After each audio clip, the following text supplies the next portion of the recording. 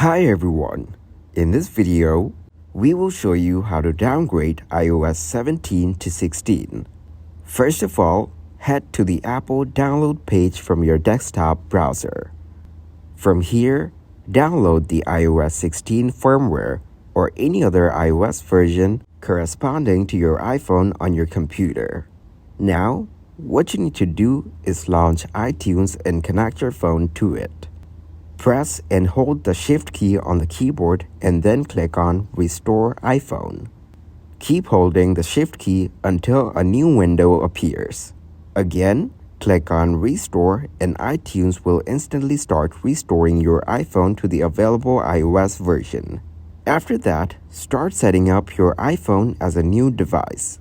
Now choose Don't Transfer Apps and Data and voila, you just have downgraded the iPhone. Thanks for watching, like the video, and subscribe to the channel for more content like this.